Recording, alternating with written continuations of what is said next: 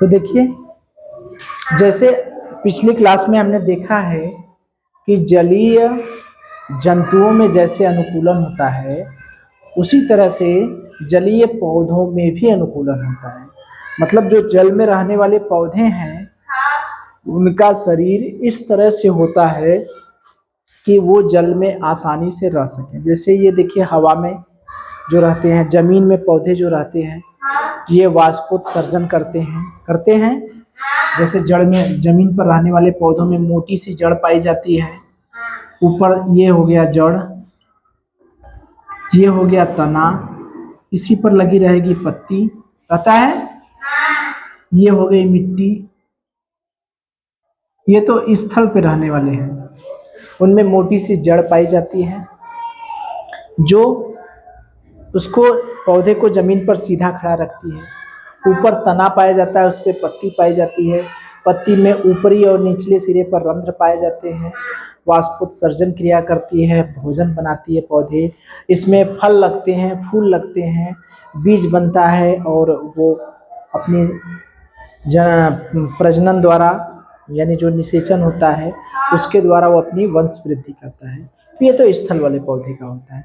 तो उसी तरह से जो जल में रहने वाले पौधे होते हैं, उनकी बनावट कुछ इस तरह से होती है कि उनको जल में रहने के लिए कोई दिक्कत ना हो।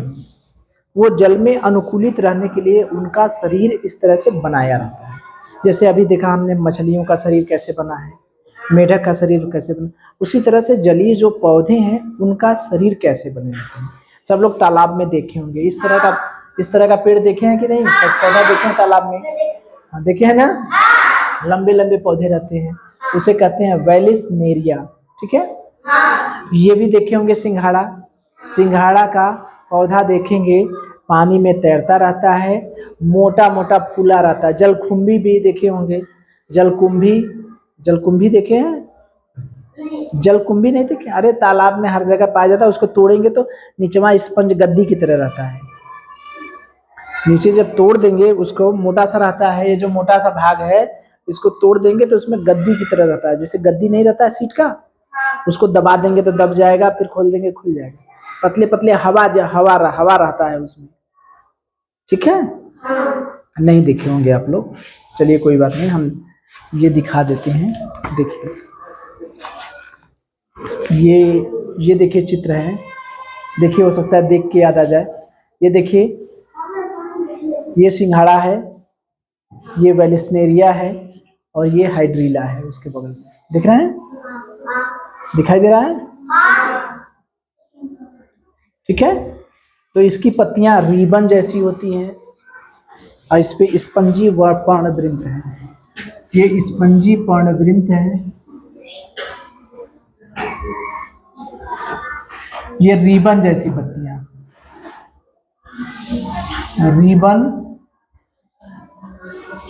जैसी पत्तियां। रिबन जानते हैं ना, 15 अगस्त पर सब लोग रिबन लटकाए रहते हैं, पतला पतला ना, तो उसी तरह से पत्तियां दिखाई देती है ना।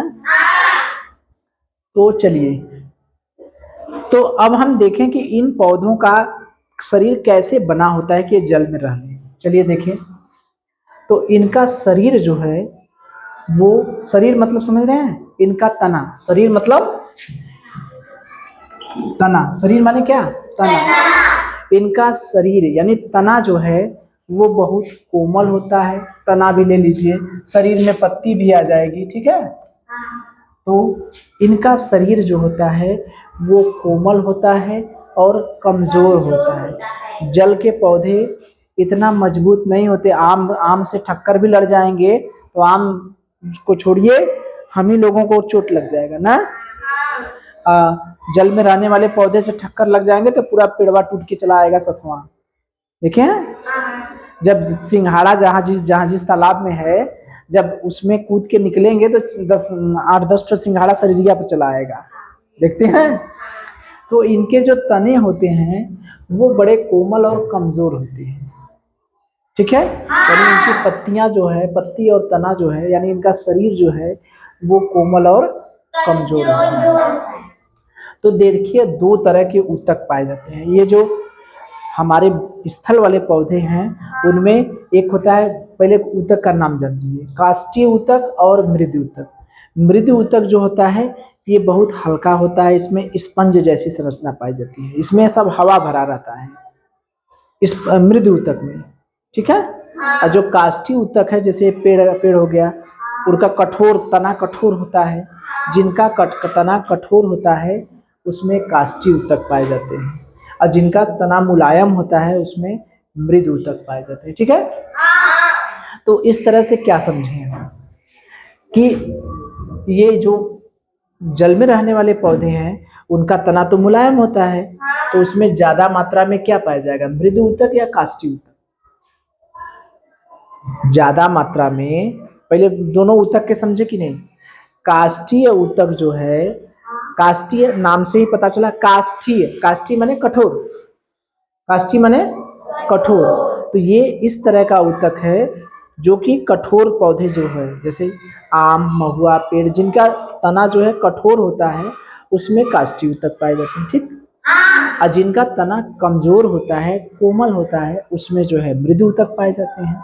तो जल में रहने वाले पौधों का शरीर तो कोमल और कमजोर होता है, तो उसमें कौन सा ऊतक पाया जाएगा, कौन सा ऊतक पाया जाएगा, मृदु ऊतक। तो जल में रहने वाले पौधों में अधिक मात्रा में कौन सा ऊतक मिलता है, मृदु ऊतक, और कम मात्रा में काष्ठीय ऊतक। क्योंकि तना कठोर होगा नहीं करता तो मिलेगा कहाँ से, जिसका तना कठोर होगा उसमें ना काष्ठीय ऊतक मिलेगा ज्यादा मात्रा में। याद रहेगा, भूलेंगे नहीं कि जल में रहने वाले पौधों में काष्ठीय ऊतक ज्यादा नहीं पाया जाता, कौन सा पाया जाता है, मृदु ऊतक। तो अगर आपसे पूछा जाता है कि जल में रहने वाले पौधे, चाहे सिंघाड़ा का नाम ले ले, चाहे जलकुम्भी का नाम ले ले, चाहे वेलिस्नेरिया का नाम ले ले, चाहे हाइड्रीला का नाम ले ले, इन पौधों में कौन सा ऊतक ज्यादा पाया जाता है, तो क्या कहेंगे, मृदु ऊतक। क्या कहेंगे, मृदु ऊतक। और कौन सा ऊतक कम मात्रा में पाया जाता है, काष्ठीय ऊतक, ठीक है। इनकी पत्तियां कैसे होती हैं, पत्तियां पतली होती हैं, कटी फटी होती हैं और तैरती अवस्था में होती है। क्योंकि पानी में है तो तैरबे ना करेंगी भाई। हम करें, हम लोगों को डांस करना है तो यहाँ डांस करेंगे, सिंघाड़ा को डांस करना हुआ तो कहाँ डांस करेगा, पनिया में डांस करेगा। तो पानी में पत्ती ऐसी रहती है कि वो तैरती अवस्था में रहती है, मतलब हिलती डुलती, पानी तनिको हिलेगा तो पत्तियां हिलने लगती हैं। तो वही है कि इनकी जो पत्तियां होती हैं वो कैसी होती हैं, पतली होती हैं, कटी फटी होती हैं और तैरती अवस्था में होती है। अगर आपसे पूछा जाता है कि जो जलीय पौधे हैं उनकी पत्तियां कैसी होती हैं, तो आप कहेंगे पतली होती हैं, कटी फटी होती हैं और तैरती अवस्था में, तैरती माने तैरती रहती हैं, पानी में तैरती रहेंगी, ठीक है। और फिर अगली बात है कि बताइए, जो बाहर के पौधे हैं वो तो वाष्पोत्सर्जन करके भोजन बनाते हैं, ठीक। लेकिन जल में रहने वाले पौधे जो हैं वो, उनका सारा काम जल से हो जाता है, ठीक है। तो उसमें ज्यादातर वाष्पोत्सर्जन करना नहीं पड़ता। लेकिन कुछ पौधे ऐसे हैं जो वाष्पोत्सर्जन करते हैं, कुछ पौधे, लेकिन ज्यादातर पौधे वाष्पोत्सर्जन नहीं करते। तो आपसे अगर पूछा जाएगा, जब वाष्पोत्सर्जन नहीं करते हैं तो रंध्र की आवश्यकता नहीं होगी। वाष्पोत्सर्जन, ये जो रंध्र पाए जाते हैं, छिद्र पाए जाते हैं पत्तियों में, किस लिए पाए जाते हैं, वाष्पोत्सर्जन करने के लिए। जब ज्यादातर पौधे वाष्पोत्सर्जन करबे नहीं करते तो उनमें रंध्र का क्या होता है, अभाव होता है। क्या होता है, अभाव। तो जलीय पौधों में प्रायः रंध्र का अभाव होता है, ठीक है। अब ये मत कहिएगा कि रंध्र बिल्कुल नहीं पाए जाते, ध्यान से सुनिएगा। अगर कहेंगे कि जलीय पौधों में रंध्र बिल्कुल नहीं पाए जाते तो ये गलत है। रंध्र पाए जाते हैं लेकिन ज्यादातर पौधों में रंध्र नहीं पाए जाते, ठीक है। तो अगर आपसे पूछा जाता है जलीय पौधों में रंध्र पाए जाते हैं, प्रायः करके पूछा जाएगा तब, प्रायः जलीय पौधों में रंध्र पाए जाते हैं कि नहीं, तो कहेंगे नहीं, ठीक है। अब देखिए, इनकी जो तना होता है और पत्तियां होती है, अभी हमने बताया ना, गद्दी देखते हैं जब हम लोग पानी में तैरने जाते हैं तो बड़ा बड़ा एक टायर की तरह हवा भर के दे देते हैं कि वो तैरता रहता है, देखते हैं ना। टीवी में भी देखे होंगे, गोल सा रहेगा, हाँ, उसको दे देते हैं कि तैरते रहे। तो उसी तरह से जो जल वाले पौधे रहते हैं उनके अंदर भी जो पर्णवृंत है, ये सब पर्णवृंत है ना, तो पर्णवृंत में भी उसी तरह से गद्दी नुमा रहता है, मतलब कुल हवा भरा रहता है। इस सब में जब तोड़ेंगे ना, पहले तो इसको कभी देखिएगा सिंघाड़ा या जलकुंभी के तने को दबा देंगे तो दब जाएगा, फिर छोड़ देंगे छूट जाएगा, मतलब उसमें स्पंज रहता है, मतलब समझ रहे, उसमें हवा भरी रहती है। हवा क्यों भरी रहती है? क्योंकि वो तैरने वाले हैं, तो हवा भरी रहेगी तब ना तैरेगी। जैसे हम लोगों के शरीर में अगर हवा रहता तो हम लोग तैरते नहीं, पानी में जाते तो तैरते। तो इनके शरीर के, इनका जो शरीर है, इनका तना है और पत्तियां हैं, इनमें क्या भरा रहता है? हवा भरा रहता है। तो वही है, देखिए, तना में, पर्णवृंत में, पत्तियों में ज्यादा से ज्यादा कहाँ पाए जाते हैं? वायुकोश। वायुकोश मतलब समझ रहे हैं? हवा, हवा भरी रहती है। जैसे छोटा छोटा छेद है उसमें हवा भरी, जैसे ये समझिए कि जब ये सिंघाड़ा इसको तोड़ेंगे तो जानते हैं, मान लीजिए इसको हमने तोड़ा तो जानते हैं इसमें नन्ही नन्ही नन्ही नन्ही कुल छेद रहेंगे। क्या रहेंगे? कुल छोटे छोटे छेद रहेंगे। इसको दबा देंगे, जैसे गद्दी नहीं होता है, गद्दी देखिए ना, गद्दी को दबा देंगे तो दब जाएगा, उसको गद्दी समझिए, दबा देंगे दब जाएगा। इसमें हवा भरी रहती है, बहुत हल्का होता है। तो ये ध्यान रखिए कि तना में, पर्णवृंत में, पत्तियों में किसकी अधिकता होती है? वायु। ठीक है। स्पंजी एवं हल्के होते हैं। स्पंजी एवं हल्के मतलब वही बताया ना, स्पंजी माने जिसको दबाने पर दब जाए। तो अगर आपसे पूछा जाता है कि जलीय पौधों की जो तने होते हैं वो कैसे होते हैं, तो आप कहेंगे स्पंजी एवं हल्के होते हैं। ठीक है। या ये भी कह देंगे तब भी कि जलीय पौधों के तनों और पत्तियों में अधिक से अधिक वायु कोश होते हैं। ठीक है। या ये भी कह देते हैं स्पंजी एवं हल्के होते हैं, तब भी सही है। ठीक है। इनके तनों में मोम के, जलरोधी मोम पाए जाते हैं। ठीक है। इसका नाम है उपचर्म, जिसे हम लोग कहते हैं क्यूटिकल। क्या कहते हैं? क्यूटिकल। क्यूटिकल मतलब ये पानी में जैसे पालिश नहीं होता है, जैसे पालिश हम लोग कर देते हैं तो उसमें पानी नहीं जा पाता, उस पर एक तरह से मोम की तरह लगा रहता है। जो जलीय पौधे होते हैं उनके तनों पर मोम लगा रहता है, मोम जैसा पदार्थ लगा रहता है, उसे हम क्या कहते हैं? उपचर्म। ठीक है। या जलरोधी मोम। ये क्या करता है? वो उसको पानी में सड़ने से बचाता है, यानी पानी उसके अंदर जाने ही नहीं देता। समझ रहे हैं? जैसे हम लोग अपने ऊपर मान लीजिए प्लास्टिक पहन कर जाते हैं या बारिश में रेनकोट पहनते हैं तो पानी अंदर नहीं जाता है। उसी तरह से कि इसका रेनकोट क्या है? तना का रेनकोट क्या है? जलीय पौधों के तना का रेनकोट क्या है? उपचर्म। ये पानी को अंदर जाने ही नहीं देता। तो अगर आपसे पूछा जाता है कि जलीय पौधों में तने के ऊपर क्या पाया जाता है कि वो तना को सड़ने नहीं देता या तने के अंदर पानी जाने नहीं देता, तो क्या कहेंगे? उपचर्म या जलरोधी मोम। अगर आपसे पूछा जाता है कि जलीय पौधों के 2-4 उदाहरण बताइए, तो क्या कहेंगे? सिंघाड़ा, वेलिस्नेरिया, हाइड्रीला, कुमुदिनी। ठीक है। तो एक बार हम लोग रिवाइज कर लें, उसके बाद प्रश्न पूछा जाए। ठीक है। तो चलिए देखिए, जलीय पौधों के शरीर कैसा होता है? कोमल और कमजोर होता है। ठीक है। अगर प्रश्न पूछा जाता है शरीर कैसा होता है, तो क्या कहेंगे? कोमल और कमजोर। जलीय पौधे में 2 तरह के ऊतक पाए जाते हैं, लेकिन काष्ठी ऊतक बहुत कम पाए जाते हैं, लेकिन मृद ऊतक सबसे ज्यादा पाए जाते हैं। यानी जलीय पौधों में अधिक मात्रा में क्या पाया जाता है? मृद ऊतक। उनकी पत्तियां कैसी होती हैं? पतली होती हैं, कटी फटी होती हैं और तैरने में सहायक होती हैं। पौधों में रंध्र पाया जाता है कि नहीं? जलीय पौधों में रंध्र का अभाव, प्रायः रंध्र का अभाव होता है। जड़ तंत्र रहता है कि नहीं? जड़ रहती है कि नहीं? रहती है, लेकिन कम रहती है, अल्प विकसित होती है। अल्प विकसित माने जड़ तंत्र बहुत छोटा सा रहता है, तन्नी सी नीचे रहेगा बस। अभी तो स्थल वाले की तरह मजबूत नहीं रहता है, तो अगर आपसे पूछा जाता है कि जलीय पौधों में जड़ तंत्र पाया जाता है, कहेंगे हाँ जड़ तंत्र पाया जाता है। अगर पूछा जाएगा कैसा रहता है, तो अल्प विकसित रहता है। कैसा रहता है? थोड़ा सा रहता है। अल्प विकसित माने थोड़ा सा, ज्यादा नहीं रहेगा। देखिए थोड़ा सा दिखाए हैं नहीं आप, यहाँ जड़ उड़ रही है तनी सी दिखाए हैं ना, इसमें देखिए तनी सी दिखाए हैं, तो थोड़ा सा रहता है। ठीक है।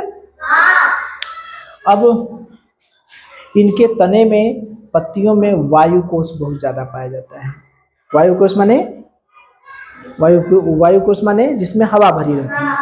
यानी इनके जो तने होते हैं और पत्तियां होती हैं वो स्पंजी और हल्के होते हैं। ठीक है। अगर आपसे पूछा जाएगा जलकुंभी के तने कैसे होते हैं, तो कहेंगे स्पंजी और हल्के होते हैं। कैसे होते हैं? स्पंजी और हल्के होते हैं। अगर आपसे पूछा जाता है कि इनके जो जलीय पौधे हैं उनके तने के ऊपर मोम जैसा क्या रहता है जो कि पानी को अंदर नहीं जाने देता, तो क्या? उपचर। इसे हम लोग क्यूटिकल भी कहते हैं। कुछ उदाहरण बताई देंगे? प्रश्न पूछा जाए? चलिए, तो आप लोग तैयार हैं? मुझे ये बताइए, सबसे पहला प्रश्न मुझे बताइए कि जितने भी जलीय पौधे होते हैं उनका शरीर कोमल होता है या कठोर होता है? कोमल होता है। कमजोर होता है या मजबूत होता है? कमजोर होता है। Very good. अच्छा, मुझे ये बताइए इनके जो जलीय पौधे होते हैं उनमें किस ऊतक की बहुत अधिक मात्रा रहती है? किस ऊतक? मृद ऊतक की। कौन सा ऊतक रहता है जो बहुत कम पाया जाता है? काष्ठी ऊतक। Very good. अच्छा, मुझे ये बताइए जो जलीय पौधे होते हैं उनकी पत्तियां कैसी होती हैं? कटी फटी होती हैं और तैरने में सहायक होती हैं। अच्छा, मुझे ये बताइए कि जलीय पौधों में रंध्र प्रायः, जलीय पौधों में प्रायः रंध्र पाए जाते हैं या नहीं? नहीं पाए जाते। क्या बिल्कुल रंध्र नहीं पाए जाते? पाए जाते हैं, कुछ पौधों में पाए जाते हैं। ठीक है। अच्छा बताइए कि इनमें जो जलीय पौधे हैं उनमें जड़ तंत्र बहुत ज्यादा विकसित होता है या कम विकसित होता है? कम विकसित होता है। अच्छा, मुझे ये बताइए कि जलीय पौधों के तना में, पत्तियों में, पर्णवृत्त में ऐसा क्या चीज पाया जाता है जिससे वो तैरते रहते हैं? क्या पाया जाता है? वायु कोश। Very good. जलकुंभी का पौधा देखा है आपने? जलकुंभी का पौधा में पौधे के तने जो हैं कैसे होते हैं? जलकुंभी के स्पंजी एवं हल्के होते हैं। अच्छा, ये बताइए जलीय पौधों के जो तने होते हैं उनके तनों के ऊपर एक मोम जैसा कुछ पाया जाता है, कोई पदार्थ पाया जाता है, मोम जैसा कुछ रहता है ऊपर, जो कि जल को अंदर जाने ही नहीं देता और पौधों को पानी में सड़ने ही नहीं देता। उस पदार्थ का नाम बताइए। उपचर। Very good. तो मुझे दो जलीय पौधों के केवल नाम बता दीजिए। दो जलीय पौधों के नाम बताइए। सिंघाड़ा और हाइड्रेला। Very good. ये समझ गए? इस जलीय पौधों का चित्र हमने दिखाया है आपको। चित्र दिखाए शुरू में, इसका चित्र दिखाए हैं। चलिए, तो देखिए हमने जलीय पौधों को देख लिया। अब हम लोग अनुकूलन में जलीय जंतुओं का अनुकूलन देख लिए, जलीय पौधों का अनुकूलन देख लिए। अब हम अनुकूलन देखेंगे ऐसा जो स्थल पे रहने वाले हैं। किसका? स्थल पे। ठीक है। चलिए।